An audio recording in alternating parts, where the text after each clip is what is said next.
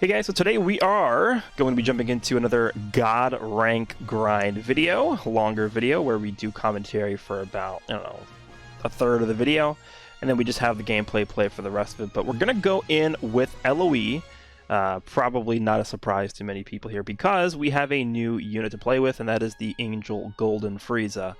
The one thing to note here is that I did record these fights before I actually ended up 14 starring this Frieza, so he's sitting at, what is that?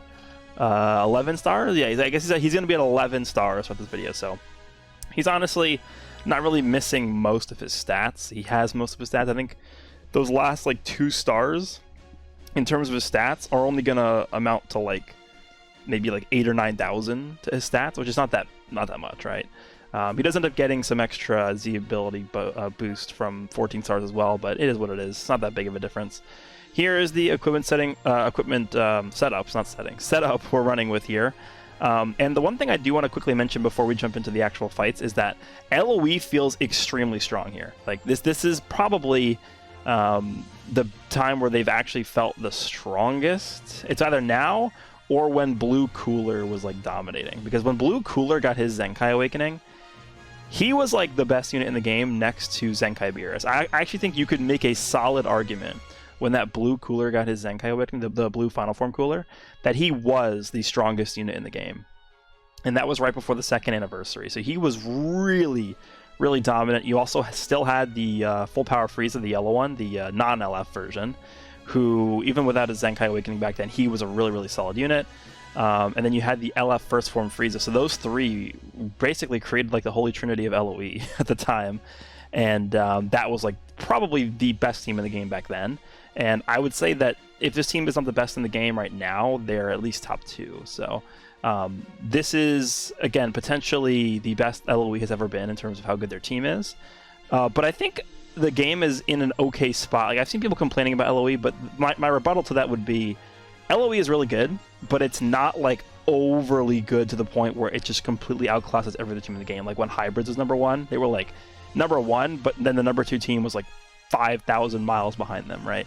It's not like that with LOE, right? We still have Fusion Warriors, still have Future, we still have, you know, all these other teams that are actually still really relevant in the meta. You got God Key, which has seen a resurgence recently, so I think, you know, the meta's in a decent spot right now. And yeah, this Golden Frieza is absolutely a monster, so that's going to be the focal point of this video. But let's go ahead and jump into something I want to show off first before the first match, and that is going to be the 10th God rank card back. Alright, so there's 2 things I just wanted to quickly show off before we jump into the first match, and those are basically the quote-unquote rewards from reaching the 10th God rank, which is basically the last step. These are the final rewards that you get for getting to God rank. For the 10th time. So first things first, there's the titles. So you have, like, what is this, 6 titles? We have Godly Fighter, one who approached a god, one who challenged a god, one who stands against the god, one who surpassed a god, and then Dominion of the Gods. Dominion of the Gods is the one that you get for getting God rank 10 times. So that's that title. And then in terms of the card backs, or card sleeves, what you want to call them. Yeah, card sleeves is what they call them in here. There's just a God rank symbol card sleeve that you gain access to. I assume it's all the way at the bottom. Okay, gotta find it here. Godly, here we go. That is the card back that you get for, or the card sleeve that you get for obtaining God rank 10 times, which is pretty cool. You can basically use that to show off to people that, like, hey, I got God rank 10 times, even though you also have the title, and you have a little 10 next to your name when you are queuing up into PvP, right next to your, like, your stats and stuff like that. So those are the 2 things I just want to quickly show off for getting to God rank 10 times. That's what makes this one a little bit more special than the other ones. But let's go ahead and jump into the first match, and we'll get things underway. Alright, so to start things off with here, we have a Fusion Warriors team as pretty starred up Super Saiyan 4 Gogeta Blue. His Vegeta Blue is only a 3-star, so I don't expect him to actually bring Vegeta Blue, which he actually did. I'm very surprised he did that. I actually remember this because I remember I misclicked... I think I end up misclicking a blue card in this match, I think. I don't exactly remember for sure. It might be right here. For some reason, I think I'm switched in with Golden Frieza, so I try to I tried to override his blast with my blue card, but obviously it doesn't work because that's not how Revival Frieza's blue works. For whatever reason, I thought I was switching to Golden Frieza, but whatever. Just to get me with the green card there does not end up working out. And from here on, we just go on an endless rampage with Golden Frieza. Golden Frieza is just so stupid. Yeah, if you're able to like fake out their switch into a cover change unit, or you pop your main, like there's actually nothing they can do because now I'm just going to combo him for like 10 million years. Or I could save my, I could choose to save my main ability for a later point in time because remember, you do get like a million bajillion healing from that as well. I ignore cover changes here, so he actually cannot do anything at all. And that's going to be the end of his Vegeta Blue. So already at an advantage here. I'm actually pretty surprised we only have 3 Dragon Balls. We've been comboing pretty much the whole match here. I end up getting with this green card, and obviously want to start leading with the blasts because he can cover change with Gogeta Blue here. So if we can get Gogeta dead here, that's a huge win. I think he's going to switch here, right? He does, yeah. So that's pretty much going to be the end of this one. I mean, not much this guy really could have done here.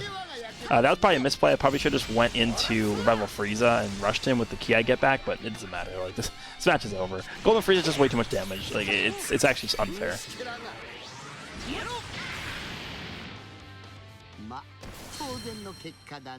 All right, heading into match number 2. Hey, look at that. We have a, of course, we have a Super Saiyan team with Hercule. Why do people do this? Like, what kind of enjoyment do you get out of this? Like, you're just gonna get incinerated by Golden Frieza, and if it's not him, it's by full power Frieza. Like, the reason, by the way, in this match why I didn't bring the LF full power Frieza is because the Zenkai one having having endurance makes myself a lot more resilient to just getting like one combo from like a really unlucky paralysis. So I think for this matchup exclusively, like against a Hercule matchup, right? I actually do think that the Zenkai Full Power Frieza probably is preferable over the LF one, and it's just purely for the survivability. Like if you get really unlucky with like a million paralyses, like in like back to back instances, and you're just getting battered around and beaten up, he'll be the way that you survive all that, right? All right, so he's going for his ultimate here, which is not the worst idea. He actually gets his anti-revive or anti-endurance activated here, so if he wants to rush, I can't just go right into the full power Frieza and expect to live it.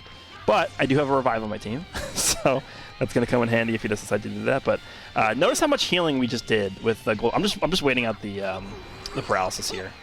Okay, and the paralysis is over, so pretty much we instantly win the match. Like there's actually nothing he can do here because he has a he literally has 2 units on his team. Like Hercule doesn't count as a unit, so. I assume he's going to let him die here. Yeah, he does. Alright, so he's down to 2 units, but it pretty much was already a 2v3. I pop my main ability just because I have no Vanish, and I just hate fighting this Gogeta. I think I just go for my green card. Yeah, I do. I think this actually ends up being a clash. Yeah, it does. Which was fine, because otherwise, if I clicked anything else, it wouldn't have been a clash. But I end up losing this one. Remember, if he rushes me, he definitely kills me, because he has anti-endurance thanks to his ultimate that he popped earlier. But either doesn't have it, or he just forgot. So we're going to go ahead and switch into the Revival Frieza, eat this very nicely, not get a revive popped yet. And I'm just trying to bait out, yeah, there's a mid-range strike. That's what I was trying to look for. I mean, you gotta imagine that people using Hercule are going to mid-range strike, right? That's just the law of Dragon Ball Legends. This guy was a god rank, by the way. Imagine that. Okay. Anyway, we're going to continue attacking him with Golden Frieza, and then I see an opening here, so switch into full power. Honestly, I should have just went for the blue right there. I think I'm saving the blue card. Oh, no, I'm not saving the blue. Yeah, I should have just used it earlier. I don't know why I waited there. That was probably a misplay by me. Another green card. I just clicked it, and he rushes. At this point, I'm pretty sure his anti-endurance has expired, because I believe it only does last for 30 counts. So this actually shouldn't even kill full power Frieza, which is, again, another reason why I prefer him in this matchup, just because he can survive a like cheap Gogeta lock like this. And yeah, 10 million damage, but it doesn't matter because we live. Get our Vanish back, and now we can weather the storm here. And there's pretty much not much he can do. He goes for a full range of blue, which is a pretty good play, and we wrap things up with Golden Frieza here, so pretty good match.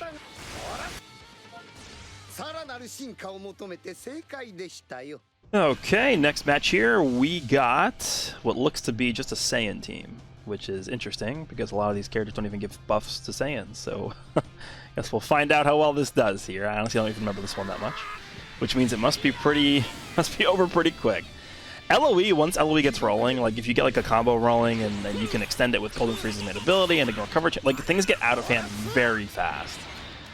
We're going to go with the blue here. We're going to apply some Extreme Bleed. Remember, we are also type neutral here, so this is going to do a decent bit of damage. Yeah, basically half his health gone. Go into full power Frieza. Oh, by the way, one thing that people don't really talk about that much is the synergy between the Golden Frieza and the LF full power Frieza. Because what happens is Golden Frieza destroys a Dragon Ball whenever whenever an enemy's attack is over, and then full power Frieza destroys a Dragon Ball when he switches in. So what you can actually do is if you're getting comboed on your Golden Frieza, and you switch to full power Frieza, you actually destroy 2 Dragon Balls. Because their effects overlap with each other. It's actually like very annoying to fight against, because if you're planning on rushing, and like you gain your last Dragon Ball or something, and then your enemy using Golden Frieza switches into full power, like you're back to having 5 Dragon Balls. It's like pretty absurd. All right, we'll be able to draw blue. Hopefully it has a Dragon Ball on it. It does not, but we're gonna go ahead and jam it anyway. So he ends up giving up his Goku and Vegeta, which is fine. Get them out of the way here. It's pretty nice. And then Kaioken is out here. Another blue card. That's pretty good. So we get a guaranteed hit with this. Should kill him. Yeah, the AoE on that guy's pretty useful in situations like that. And at this point, it's going to be pretty tough for this guy to come back. But if he ends up killing my Revival Frieza, that's going to be a bad time for me. But he goes for a full range blast, which is easily countered with his green card. And then we can just finish off this match with full power Frieza.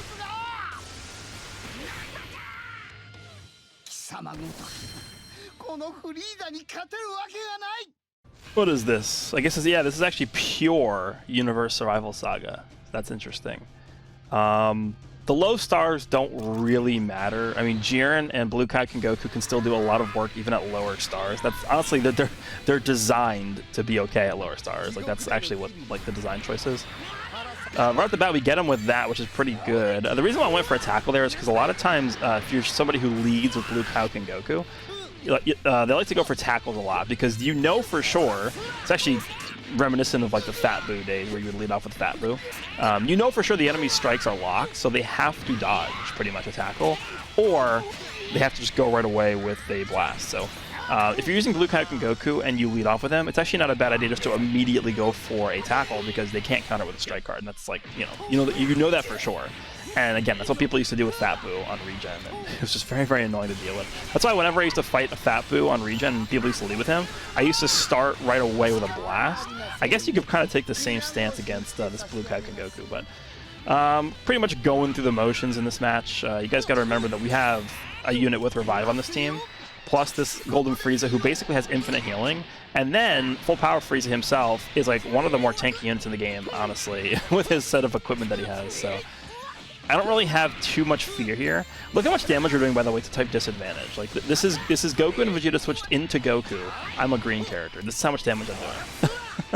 And then we can switch to you, gain key back, chuck the blue card, do AoE damage. The one thing to be aware of here also is that, remember, Beerus does have the ability to nullify Revive, so as long as we don't get caught by him, like there's honestly like a very low chance we lose this match. And that's the end of Beerus here, and we're pretty much just going to wrap this one up here. There's not really much he could do.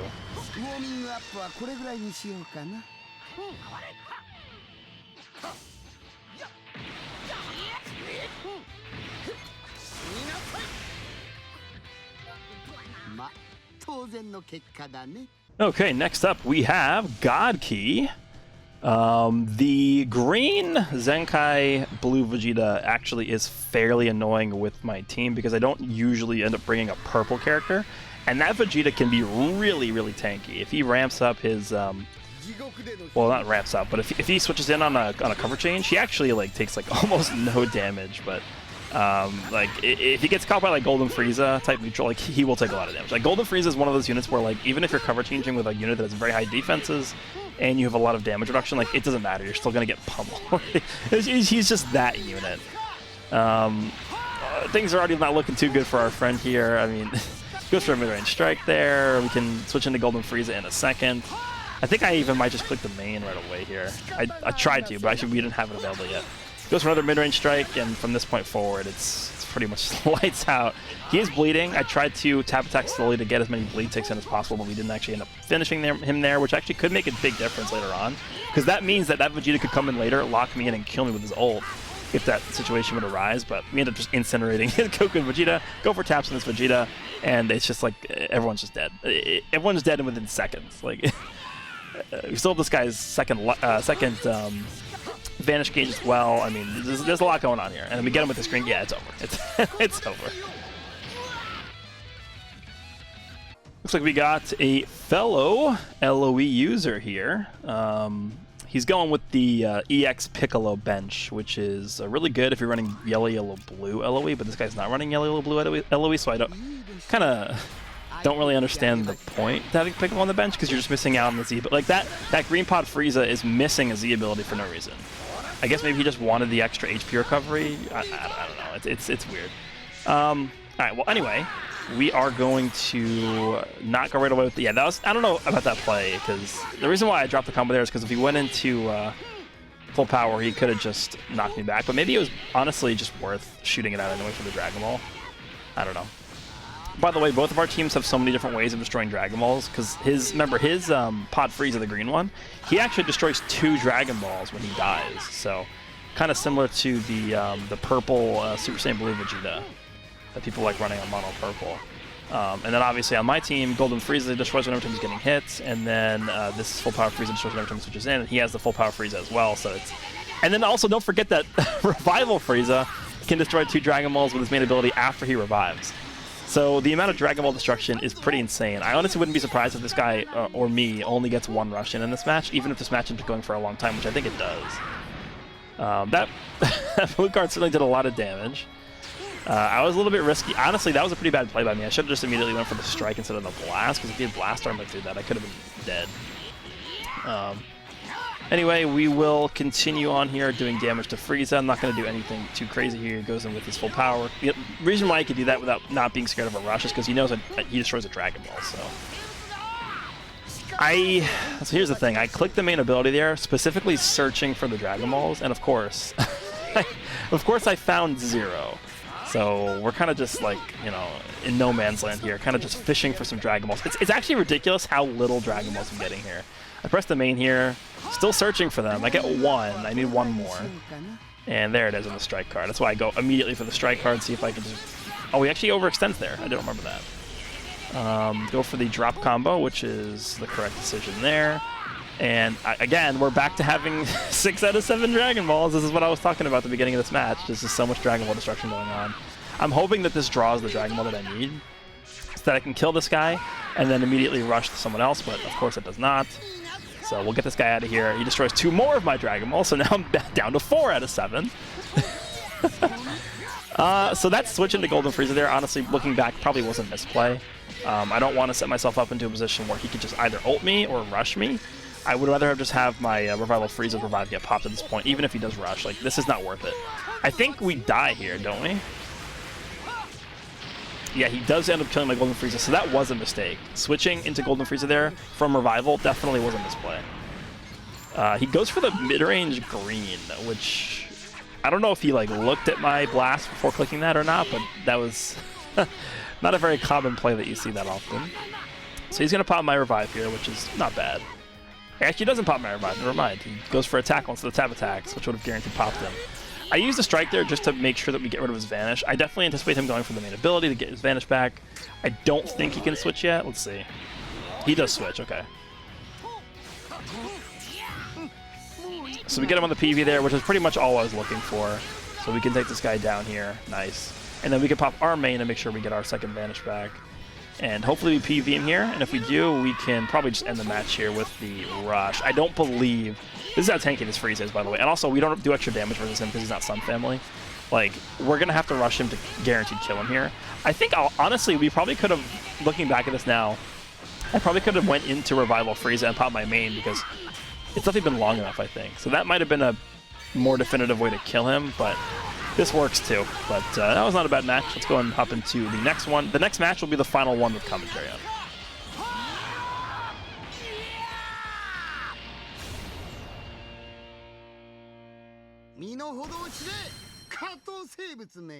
Alright, looks like we got just a Saiyan team, I think, with Grade 8 Vegeta and Revival Goku and UI Goku. This is a strange team. I don't know what to tell you.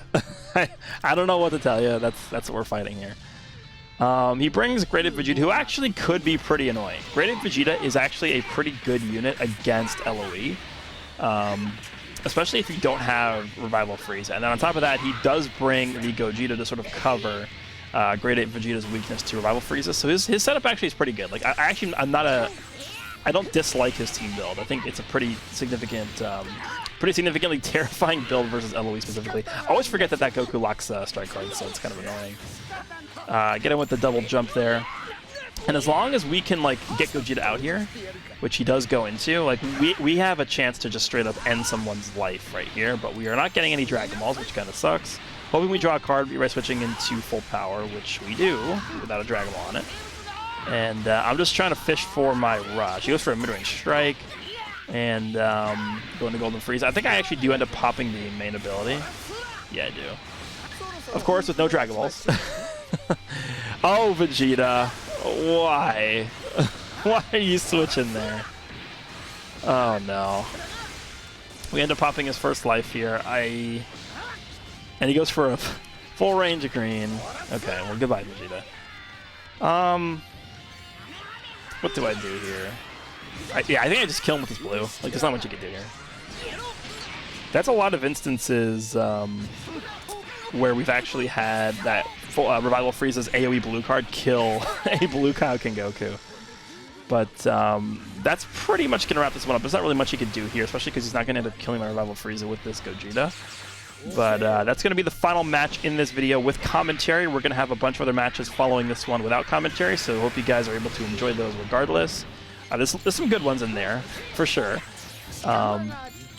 Yeah, hope you guys have a good rest of your day, and I'll see you all in the next one.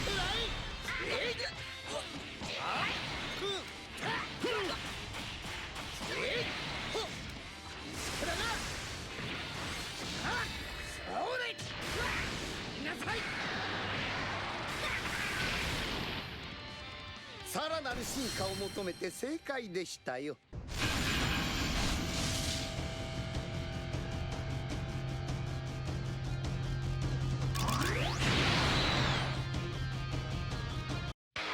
フュージョン！お見せしましょう。ストライク！そらそら！そらな！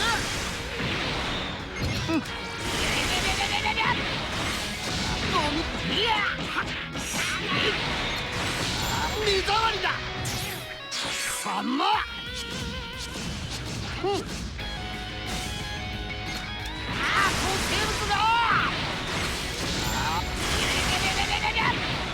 仕方がありませんね。そらそら！皆殺しにして差し上げますよ。そらな！そうで！見なさい！うわ！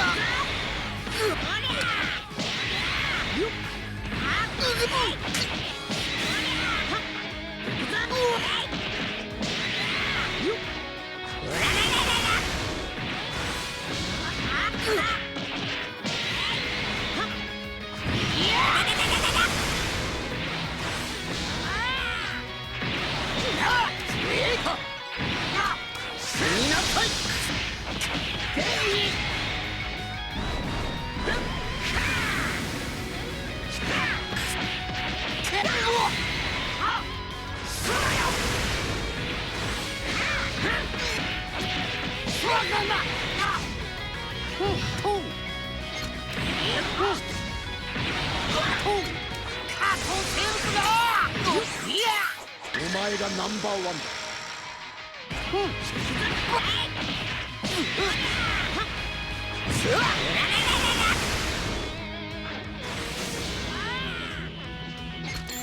そらそら！そらな！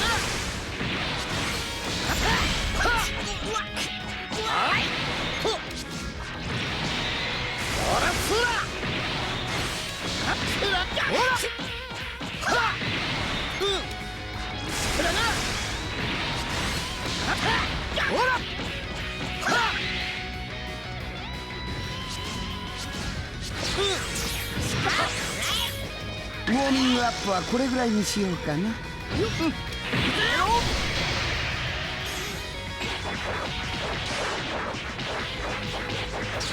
甘っ！なんとなんと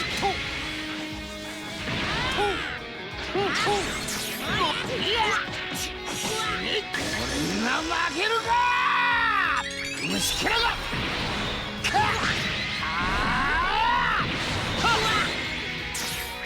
やろういやはあ俺に殺されるべきなんだ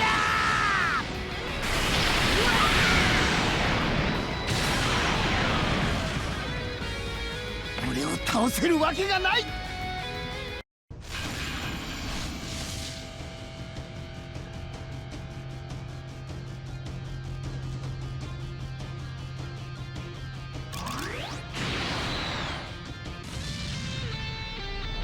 地獄での日々の裏晴らさせてもらいますよ。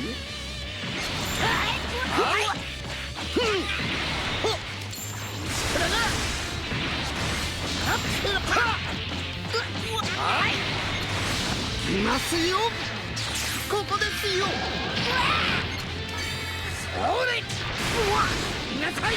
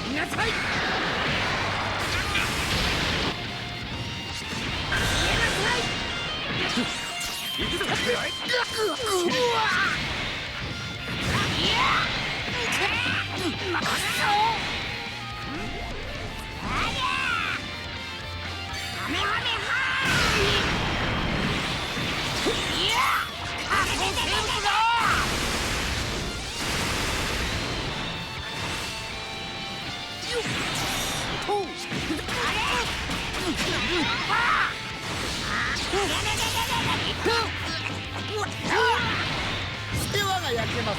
これが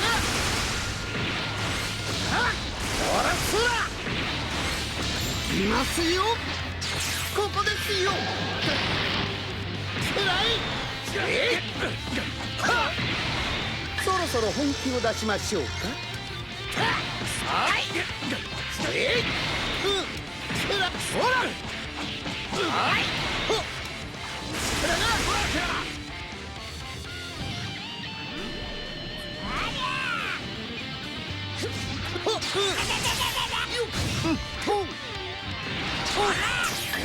が負けるかまだ終わってね行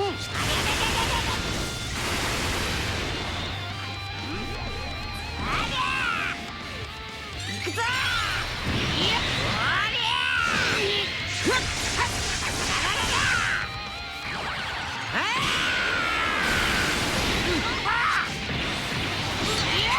死になさい。仕方ほらそら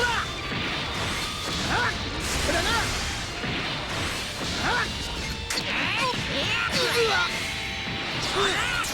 いますよ。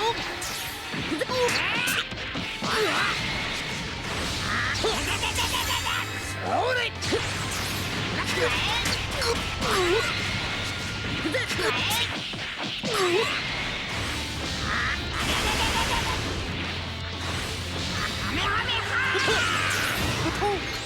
一気に決めた。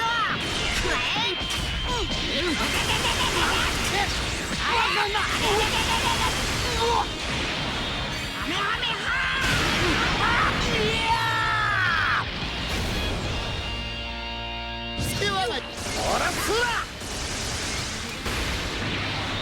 はいこれが力の差というものですよ。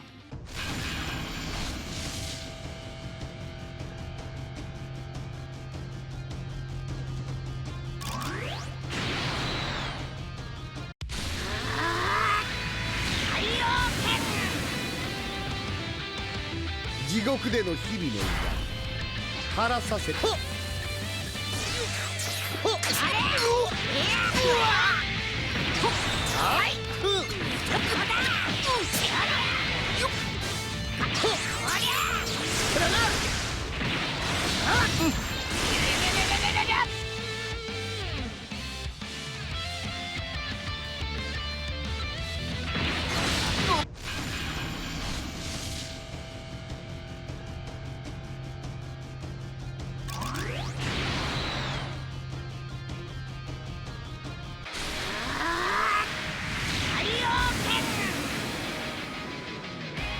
地獄での日々の痛み。ほらそら。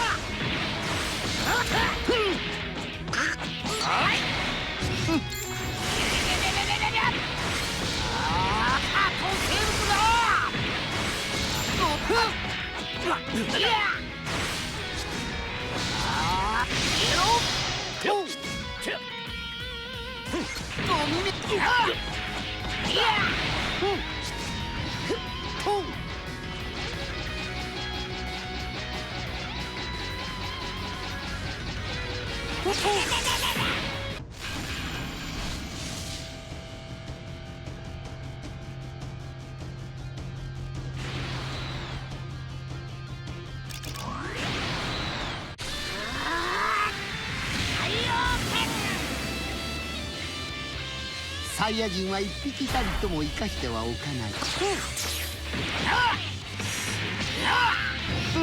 もう息が切れたのか。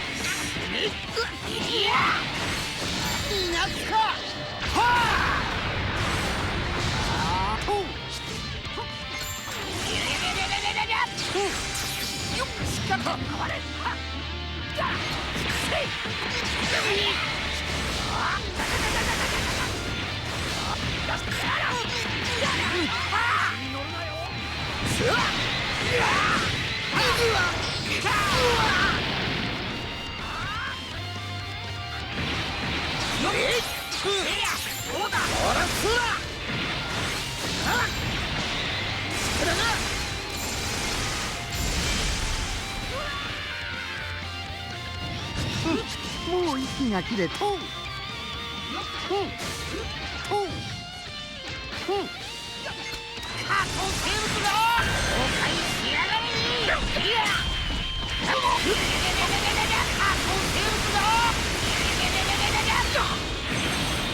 虫けらが俺になつか。はあ、バカな。よっと俺が負けるか。ほら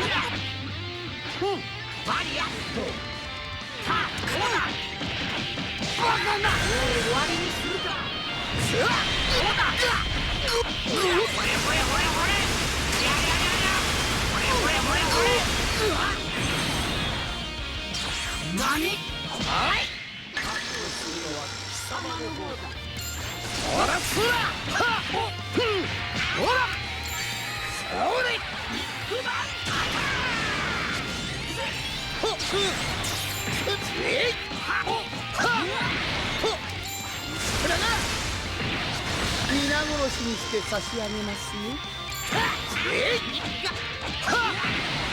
仕方しなさい。今度はこっちからやらせてもらうよ。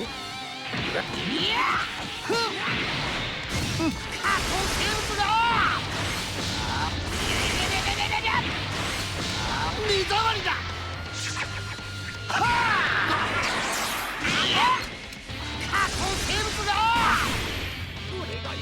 貴様ごときがこのフリーザに勝てるわけがない。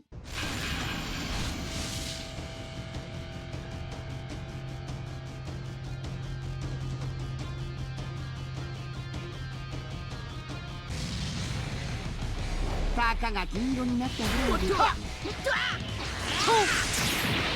しかもほらすらいますよ。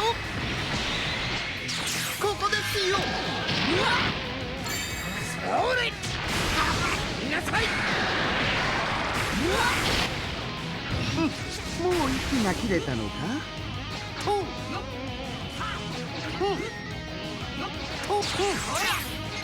いなすか。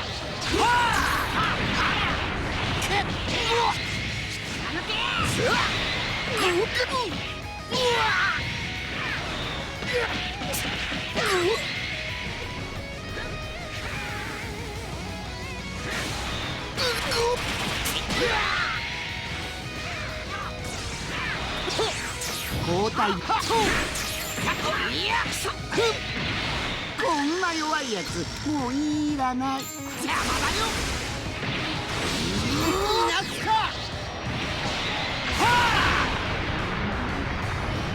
この程度で俺が止まるか。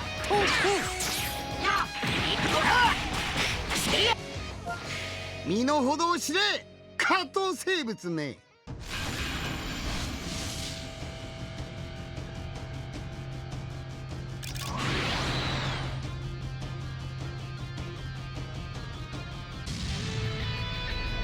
じわじわとなぶり殺しにしてくれる。私たちからは逃げられる。終わらせてやる。世話がいきますよ。ここですよ。それ見なさい。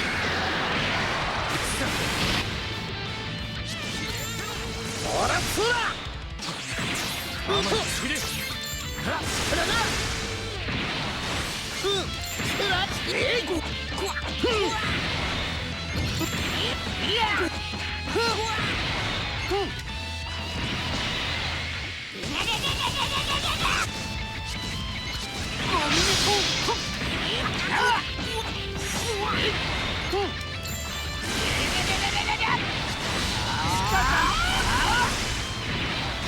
ちょっと本気を出してあげようかな。仕方がいきますよ。行く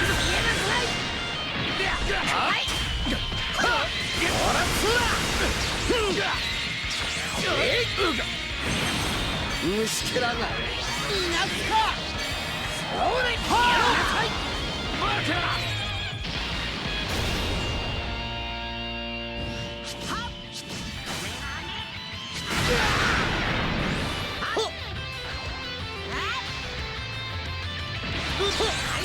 きますよ。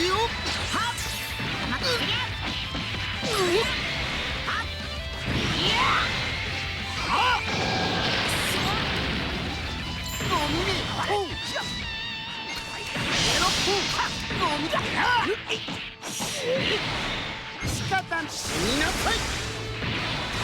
はあ死になさい。世話が焼けますね。そらな。そらそら皆殺しにして差し上げますよ。そらな。加工生物だ。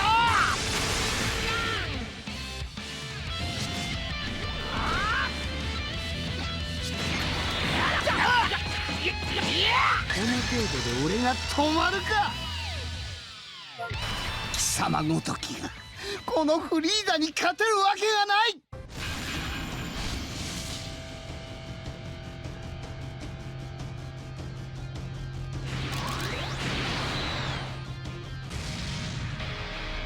お見せしましょう。私のそらな。ほらそらそらそらな。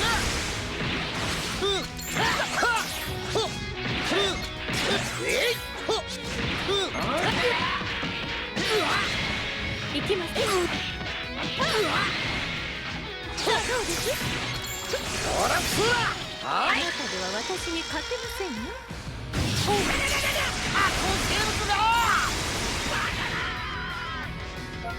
貴様ごときがこのフリーザに勝てるわけがない。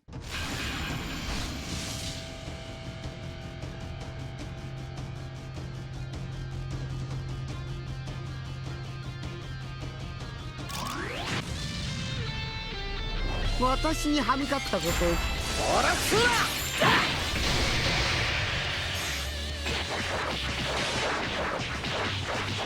なんだとすぐは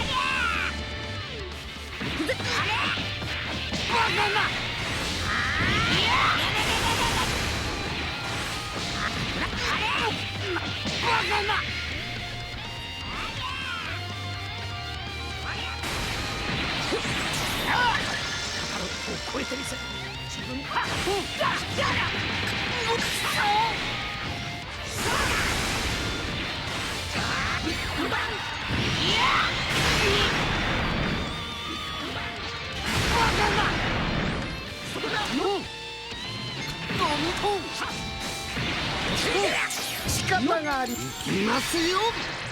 ここですよ。それな。ほらそら。そろそろ本気を出しましょうか。それな。ほらそら。それな。ほらそら。いますか。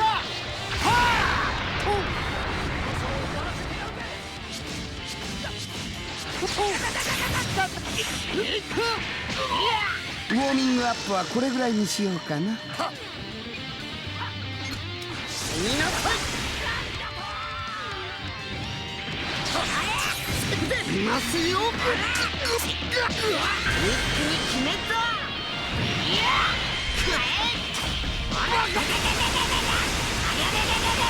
なんと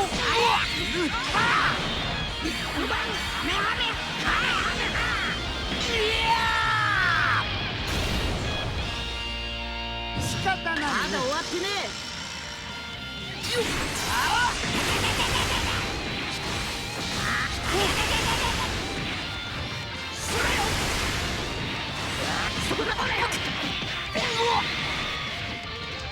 なんか指一本で十分だ。仕方がありませんね。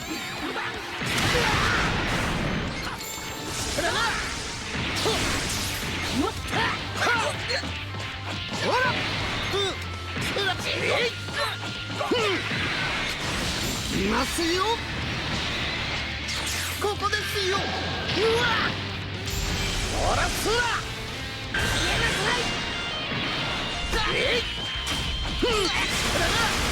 ほらすら。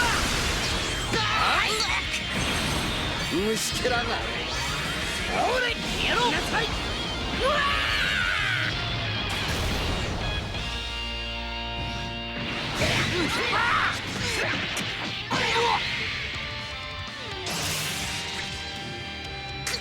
おのれ。もう許さん。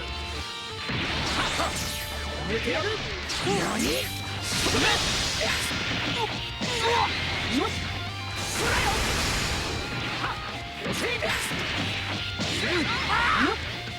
一匹残らず生かしては返さんぞ。これよなんてバカな。消え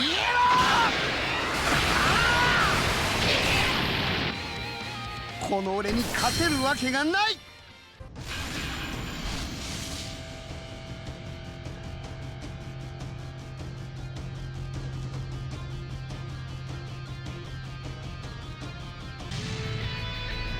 お見せしましょう。私のさらなる進化を。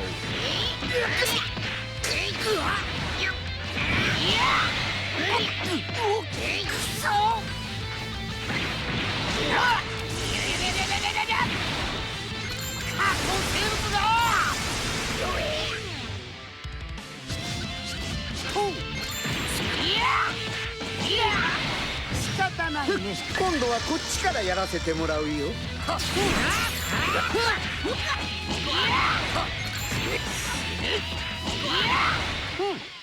そろそろ本気を出しましょうか。いきますよ。ここですよ。くらい。ほら。これな。ほらすら。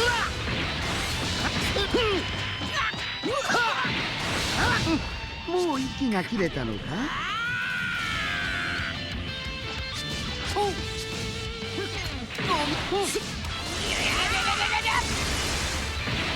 仕方ないね。も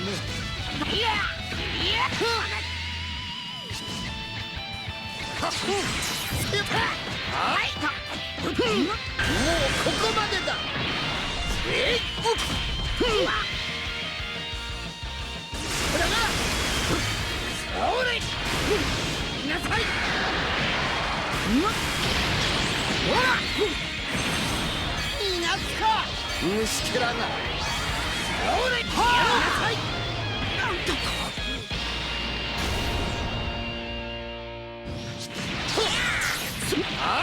ほら。もう息が切れたのか。力があれば。いなすか。貴様ごときがこのフリーザに勝てるわけがない。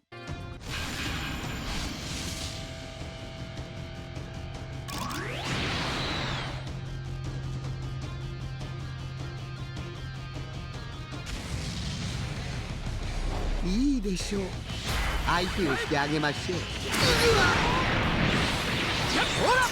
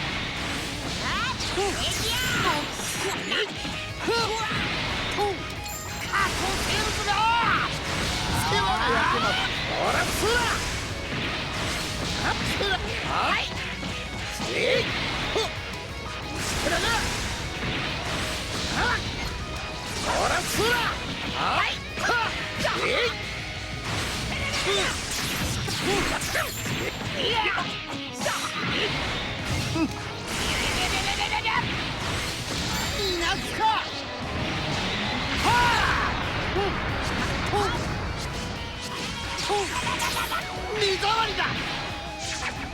仮想生物が。崩壊しやがれ。仮想生物が。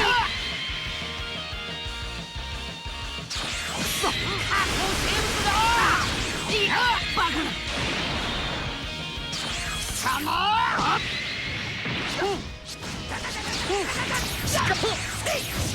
虫けらが。今度はこっちからやらせてもらうよ。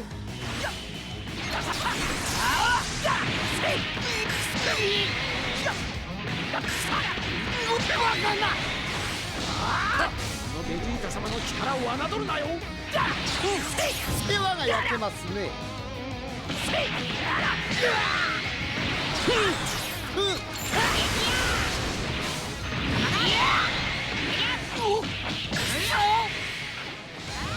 みんなの願いをこの一撃に込める。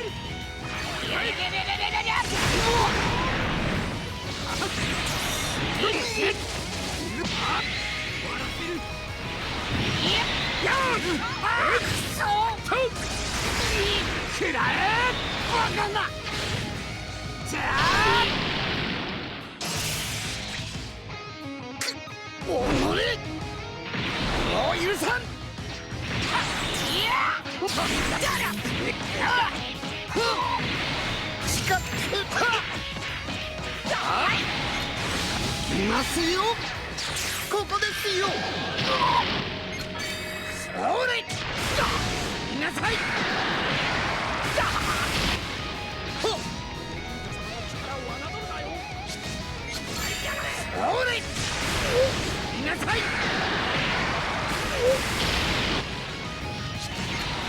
ほら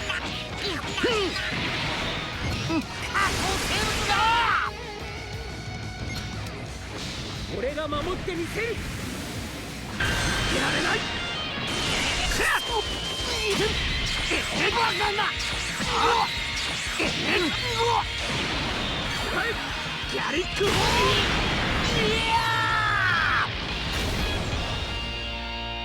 世話が焼け行きますよここですよつらい皆殺しにして差し上げますよ。さらなる進化を求めて正解でしたよ。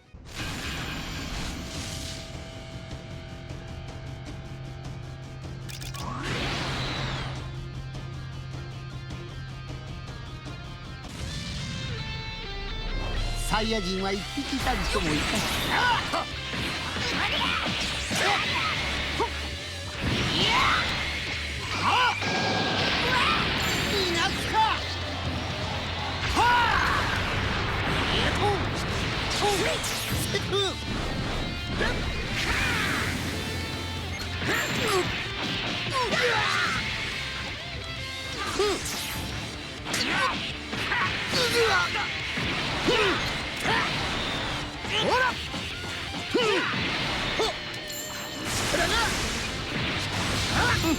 もう息が切れたのか。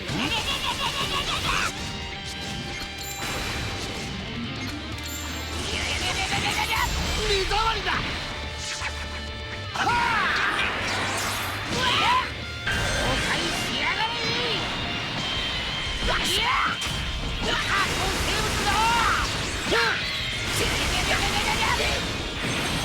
虫けらが俺になすか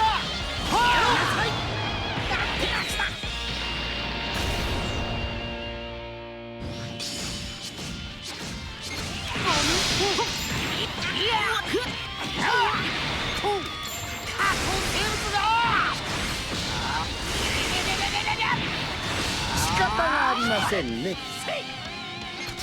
ほらすら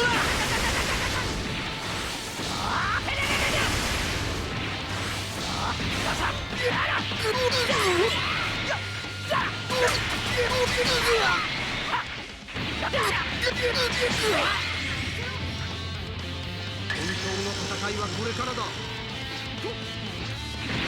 ほらほ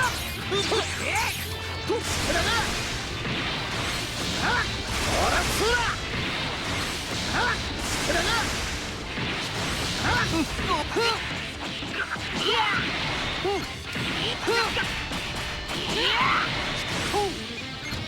目障りだ仮想生物だみんな負けるか虫けらが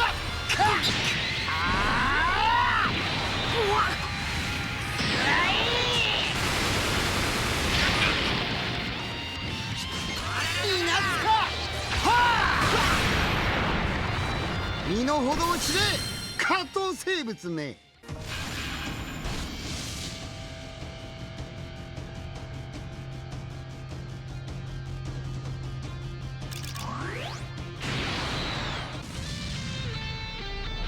じわじわとなぶり殺しにしてくれる。死になさい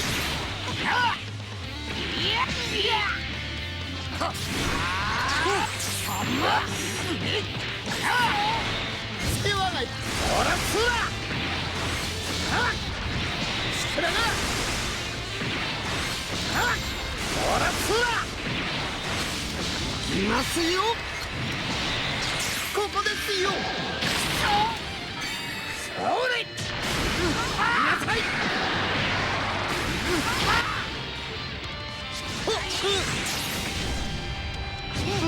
もう息が切れたのか。過去生物だ。いやいや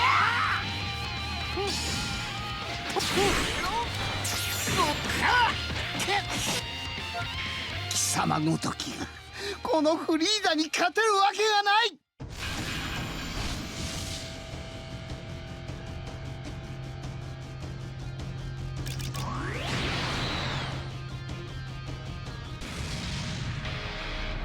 サイヤ人は一匹たりとも生かして、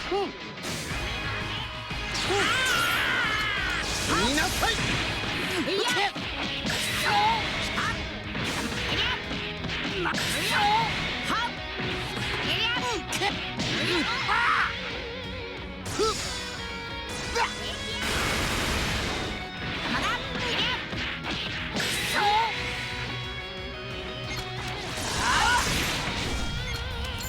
見なさい。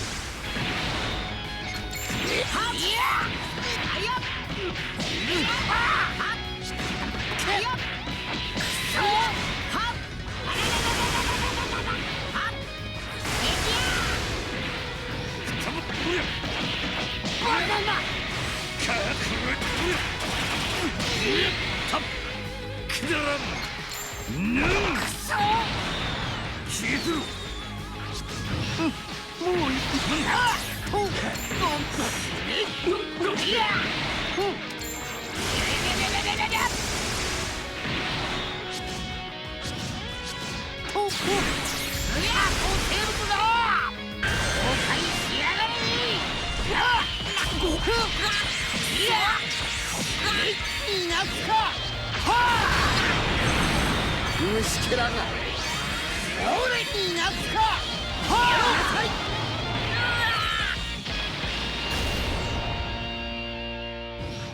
世話が焼く。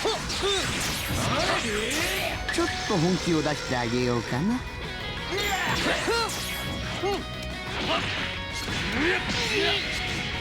ょっと脅してやるか。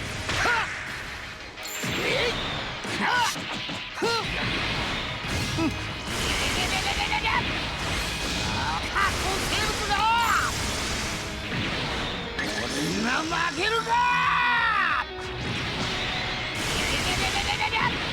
皆殺しにして差し上げますよ。ほらつらそれがそれ見なさい。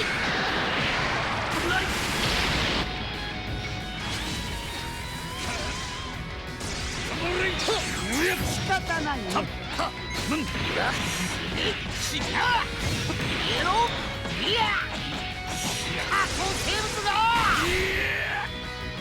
貴様ごときこのフリーザに勝てるわけがない。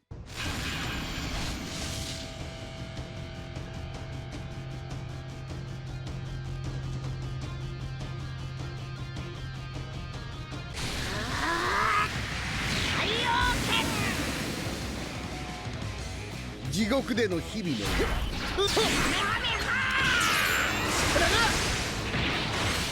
きますよ。ここですよ。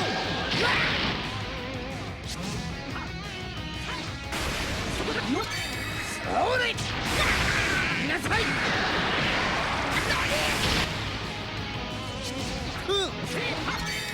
それ見なさい。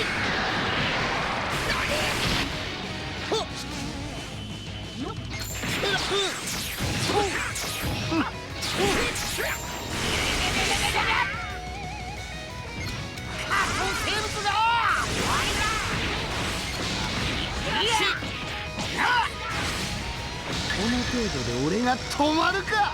勝つならどうだ。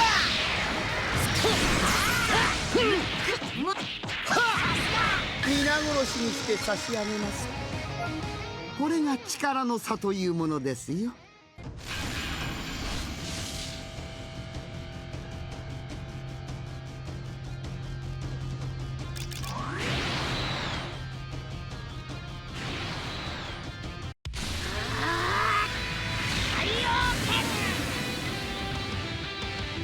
サイヤ人は一匹たりとも生かしてはおかないよ。